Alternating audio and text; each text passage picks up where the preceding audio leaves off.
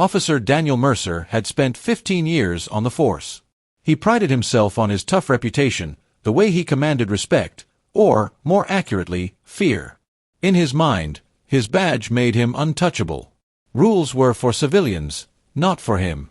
One evening, a routine traffic stop spiraled into something far bigger than he ever anticipated. The encounter. It was past midnight when Officer Mercer pulled over a sleek black Mercedes in downtown Atlanta. The car had made a rolling stop at a red light, something minor, but Mercer had a habit of using small infractions as an excuse to flex his authority. He strolled to the driver's side window with his usual cocky demeanor.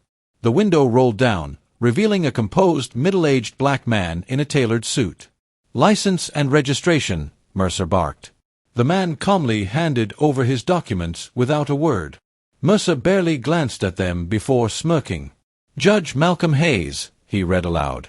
"Oh, we got ourselves a big shot here, huh?" The judge remained unfazed. "Is there a problem, officer?" Mercer leaned down, deliberately invading the judge's space. "I'll be the one asking questions. You failed to make a complete stop. That's reckless driving." Judge Hayes raised an eyebrow. "A rolling stop is a minor infraction at best." Mercer scoffed. "Maybe in your courtroom, but out here? I decide what's minor." The power struggle.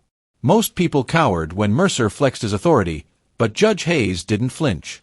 Instead, he calmly responded, "Officer, I know my rights, and I know yours.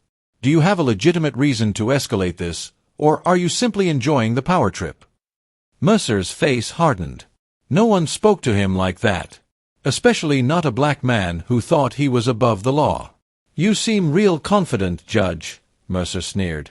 "But out here, the law is what I say it is. Step out of the car." The judge sighed but complied. He knew his rights but also knew how quickly situations like these could escalate. As soon as he was out of the vehicle, Mercer roughly grabbed his arm. "You got something smart to say now?" Mercer taunted, tightening his grip. Judge Hayes remained eerily calm. "I hope you're recording this, officer. Because you just made the biggest mistake of your career." The tables turn. Mercer smirked, yanking Hayes toward the squad car. But before he could push him inside, another set of red and blue lights flashed. A second police vehicle pulled up. A woman in uniform stepped out. Captain Elaine Rodriguez, Mercer's superior. "Mercer, what the hell are you doing?" she demanded. "Routine stop," Mercer replied, forcing confidence into his voice. Rodriguez's eyes darted to Judge Hayes. Her face turned pale as realization struck. "Release him." "No." Mercer hesitated. "Captain, I said now, Mercer," she barked. Reluctantly, Mercer let go. Hayes dusted off his suit, his expression unreadable. "Captain Rodriguez," the judge greeted smoothly. "It seems Officer Mercer has forgotten the meaning of probable cause. And, if I'm not mistaken, also committed excessive force and unlawful detainment." Rodriguez swallowed hard. "Judge, I deeply apologize." "Save it," Hayes interrupted. "This isn't about me. This is about an officer who believes he's above the law. And I intend to make sure he learns otherwise."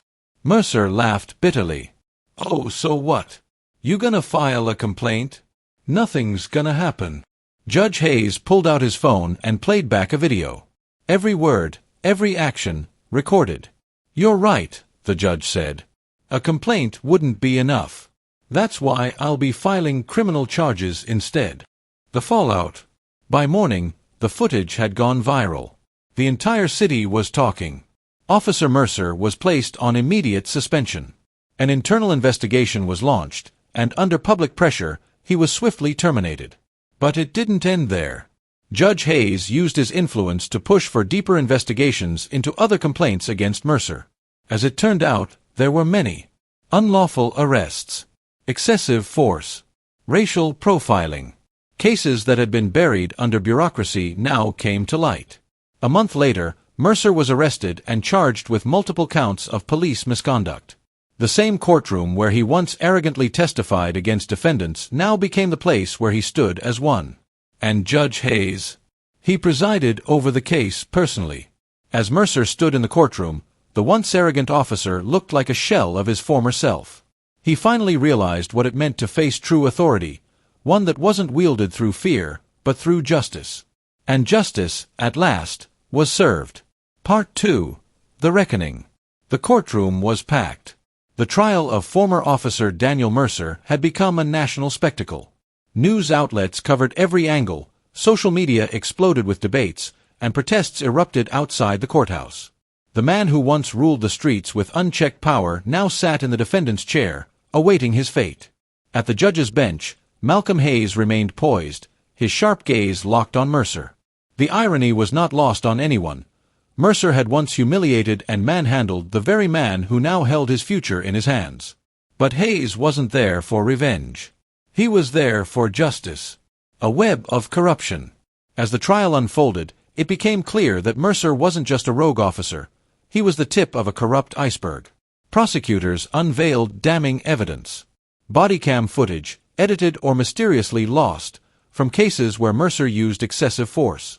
Sworn testimonies from victims who had been unlawfully arrested or brutalized. Internal police reports revealing that Mercer had been protected by a network of fellow officers and superiors who looked the other way. One by one, people Mercer once believed were his allies turned on him, cutting deals to save themselves. The blue wall of silence was crumbling. Mercer's last stand. When Mercer took the stand, his arrogance hadn't completely faded. He maintained his innocence, portraying himself as a dedicated officer who had been unfairly targeted by a woke mob. "They're making an example out of me," he spat. "I did my job. I kept criminals off the streets. And now, because of one misunderstanding, my life is being destroyed." Judge Hayes leaned forward. "One misunderstanding, Officer Mercer?" Mercer hesitated. "I mean, would you call 47 excessive force complaints a misunderstanding?" Hayes continued. "Or the 5 lawsuits settled out of court? Or the officer testimonies confirming you falsified reports?" Mercer's face turned red. He knew he was cornered. The verdict.